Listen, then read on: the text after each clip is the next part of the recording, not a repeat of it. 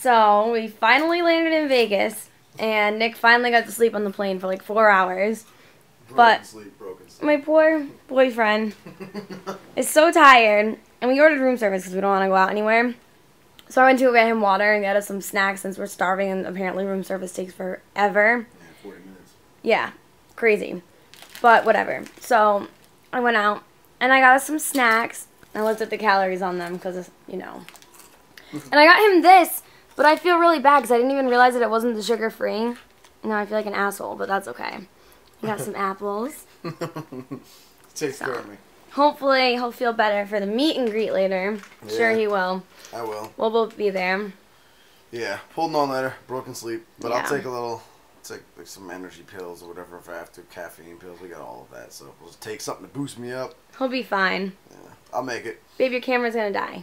I'll have to charge it. All right. I'll talk to you guys later. Intro, babe. Thanks.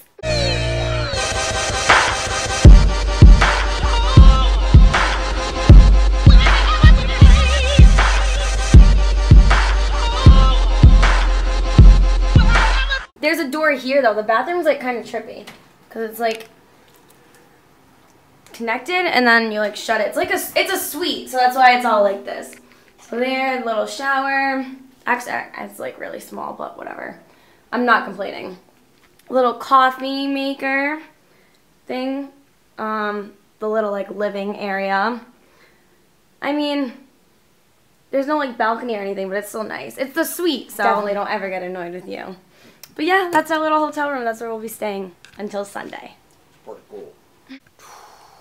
Look at this. Look at this. It's really nice. It's like a little suite. Room service, baby. I got one draft, Bud Light draft for myself. Cause a little mini vacation going on.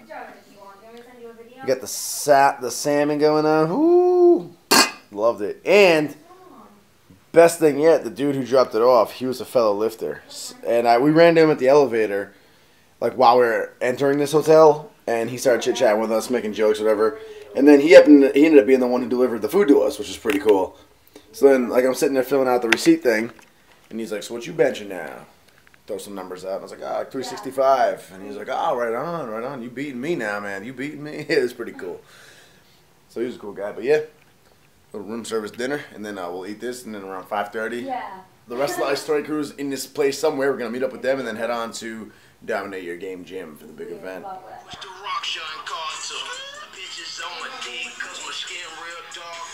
What? Are you mad? No, why? You mad? No, I'm still just tired. I need your honest opinion. Okay. Bluntly honest. Does this shirt make me look like a lift or show her a sleeveless? Let me see the sleeveless. Walking in the back door of Dominate Your Game Gym right now.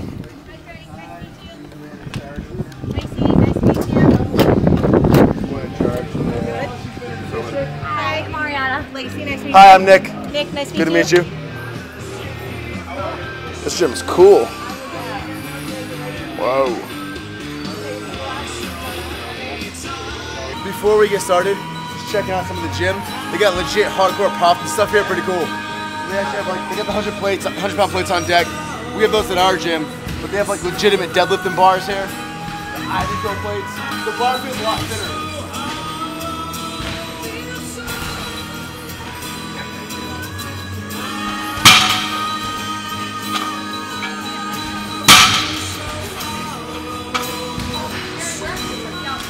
Feel it. A lot more slack and bounce. That's pretty cool. Can you introduce me? Alright. Nick wanted me to introduce you guys to. Guys, huge fan. Hi, huge fan. Hi. I'm starting a YouTube channel. It's small, but just wanted to see if you guys could get on it, get a little. You're starting a YouTube channel? Yeah. What you want to do is be fluffy. Train like a god. Hey Bob. And be fluffy. Hey Bob. Some advice to you guys: if you want to start a YouTube channel, there's one kid out there. What's his name? Nick Wright. Do not act like that guy. Do not act. Don't act He's like bad. Love you, brother. Team Fluffy. What's up, boys? What's your names again? Likey Progress TV, Humorous Fitness. Yes, sir. He's a regular commenter and everything. I see him all the time. I've chatted with him. Made me a sick outro. I still haven't let go of my current one yet, but do it, man. We're in touch email-wise and all that. It's Good, man. Yeah, you got an interesting channel, dude. I like it. Thank you, bro. So check them out. Humorous Fitness. Pretty easy to spell. Camera shy or nah? Hey, no, I'm Rob Frazier from Seattle, Washington, down for the Olympia weekend. Right on. Meet some YouTubers and do the Ice Story event here. Hell yeah. I'm just here to check out Nick, Yes, POG, sir. and everybody else. POG will be here soon too. I'm excited to see Chris. Yeah. Right on, guys. You are the first 4 here, I believe. First 6. I'm not good at math. We live? Yeah, we live.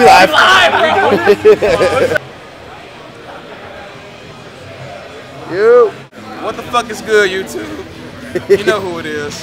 Chris Jones, represent Physiques and Greatness, with my man, Vince G, the Swole Nerd. We get ready to fuck some shit up. Shake some hands, kiss some babies, you know, the everyday POG life. President Jones. What are you weighing now? Right now, 197. Shit, I was 195 a few weeks ago. Yep, 197, you know, just staying whole ready. I ain't trying to go fat anytime soon. What are you weighing now, Vince? Fat 215. Fat Fat 215. Team, I should brush you a Team Fluffy shirt. Hell yeah.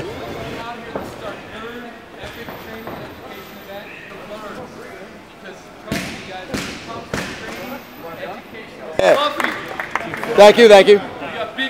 Horseshoe. Now, it takes a lot of torque and a lot of horsepower and a lot of pain to bend this. That's why I got my jeans on. Hey! Come on, Jay! Easy. My name's Nick Wright. Pleasure to meet all of you. I bet a good amount of you before this already started, but always down to chat with you guys after the fact. So Steven actually had me do the bench press because my bench is decent. I have a 365-pound bench at 185 pounds with like a good 340 pause bench with a lot more in the tank, I think. I haven't tried it yet. But the real reason is because I started off with an incredibly weak bench. Genetically speaking, I'm not built for the bench. I was built for the deadlift, squat, but benching was a weak point. My first time maxing out on the bench ever was 65 pounds, and I almost killed myself on it. And that was when I was 14 years old, freshman in high school. Once I began lifting and consistently trying to bench, I got up to about 105 pounds, so 25 and like what was that, 2.5, 5 on each side, and that was my max for about 2 years straight. I remember almost killing myself with 2 10s on each side for reps at one point.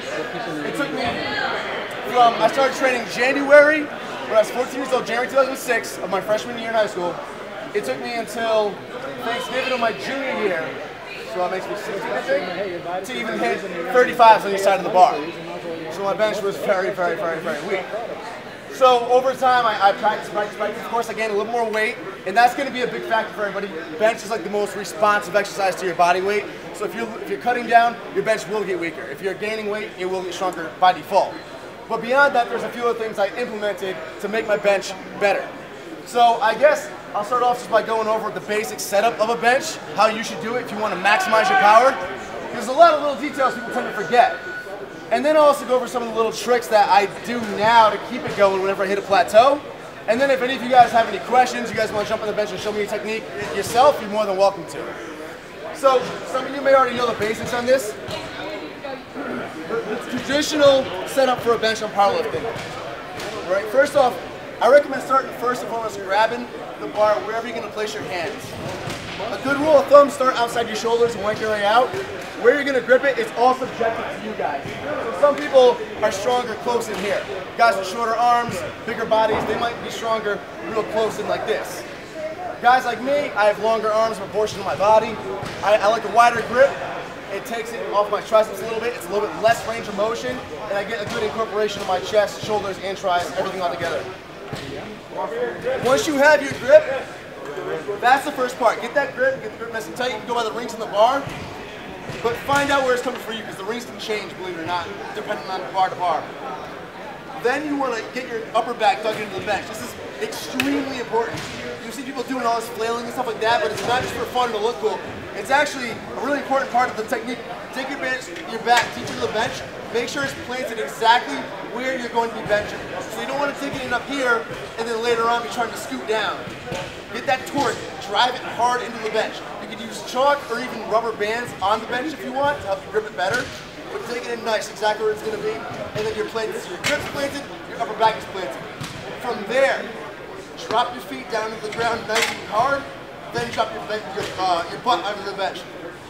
And I'm gonna actually spit out the gum because that could be a hazard. All right. So I'm the same as I'm on YouTube, guys.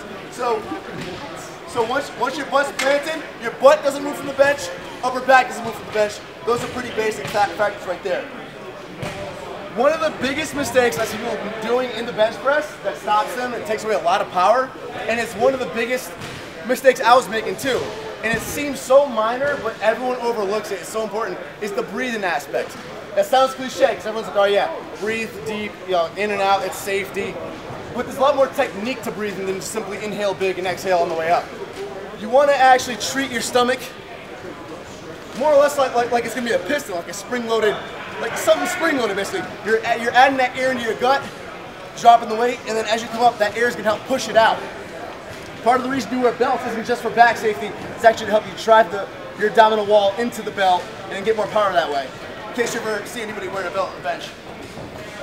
So once you have it, inhale hard like you would like you're about to pick up a squat. Then lift it off. Obviously lift off is always good. Make sure your shoulders are nice and retracted. That's the other thing, if you get a lift off, guys, it's not an ego thing. It actually helps you keep your shoulders retracted.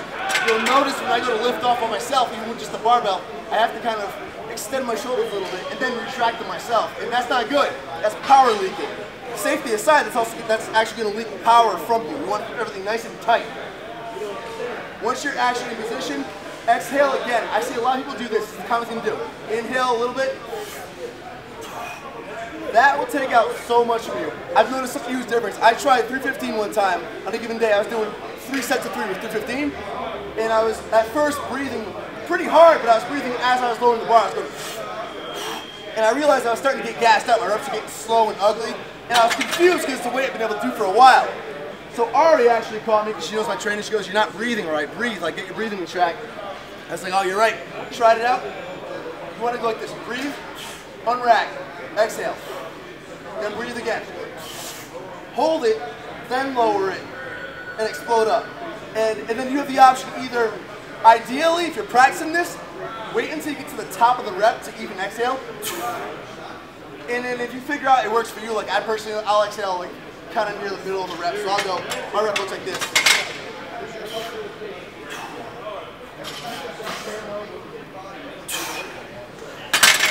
But that breathing makes the biggest difference in the world, guys. Deep, deep, deep breath. Going down like a trampoline. Launch it up, then exhale. The other thing is the actual technique of your pressing. The bar path, your stance, your elbow drive, and even leg drive. Leg drive is a big thing in the bench press, and I'll admit it. You guys, if any of you follow my YouTube videos currently in powerlifting, I'm constantly learning and improving and adapting. I'm still working on perfecting my leg drive. It's the one thing I really haven't practiced a whole lot because I used to bench like, you know, the typical bodybuilder benches. But you can add so much more with just adding some leg drive. So first, before I even get in the leg drive, I'll go into the stance of your arms. So we'll start from the top, work our way down. A little bit opposite of how we usually do things. So a lot of times you'll see bodybuilders benching wide elbows like this. One, it kind of feels normal, it kind of feels a little natural, and then you feel a little bit more in the chest, like more in the front delts area. Problem with that is with your elbows way out here, it really exposes your delts. It brings the elbow far away from the body, and it puts a lot of pressure on your delts, your rotator cuffs especially. Most of the time when you see people bench like this, that's when they end up getting the rotator cuff injury. There are some exceptions to this, I'll go over that in a second. So traditionally, the way you want to start off benching is to tuck your elbows in like so. You're going to start off with the bar over the center of your chest. As you can see right now, it's almost that middle point of my chest right now. You're going to lower it down to just underneath your chest, or perhaps the bottom of your chest. Again, depends on your build, your arm length, but it's going to be towards the bottom of your chest. Lower it down nice and tight. You see my elbows are tucking in towards my lats. I'm dropping my elbows underneath my fists, and my arms are not flared out here. And as you drive up, you begin by pushing up with your elbows in front of you, and then you pivot your arms out towards the top. The last third of the rep, that's when you can open your arms to lock out.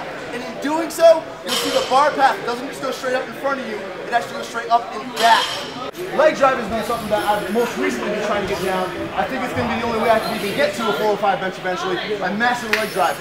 But basically what you want to do, it's a major part of your bench press once you get into the heavier weights. You want to not focus on driving your legs straight up like a leg press. because that'll force you to lift your butt off the bench. That's not only dangerous for your back, it's also illegal in a powerlifting meet. You'll get flagged for it. So what you want to do instead is picture like you're doing a leg extension. Picture like you're driving your toes through the front of your shoes. Picture like you're trying to push your head off the front of the bench. With your back pinned in place and the weight on you, that nice little drive right there will help you just to drive the part from your feet, pop it right back up. And lastly, that exception I was mentioning on the stance, I don't know if any of you guys know Brandon Campbell, Campbell Fitness, strong dude. He has a very wide stance. He gets a lot of comments, how come you don't tuck your elbows more? Same with me, I have a very, very wide stance when I bench. Some people will be better suited for a wider stance. The thing to remember is make sure your elbow is just always underneath your fist. If your elbow falls behind your fist, that's when it's a problem for your delts. But some people just do need a wider stance. I found myself, even back in the days of wrestling when I was doing push-ups, if I tuck my elbows doing push-ups, the shoulders would be shot. I put myself out of commission just doing close grip, same thing with the bench, and I'm weaker at it. I think because I have longer arms, tricep dominant, narrow clavicles, for me, that's just where my point of leverage is, and it's safe for me. I've never knocked over, never hurt my shoulders, benching with a wider stance. So my point to you is, there's no absolutes in strength. There's a lot of good generalizations and rules to follow, but there's no absolutes. So this is my setup I just showed you is the general guideline to start by, and from there you can adjust it as you need to, as you see fit. Now, if anybody has any questions, anybody wants to jump on the bench and show me their technique if they have an issue, right here. Here we go! Right on,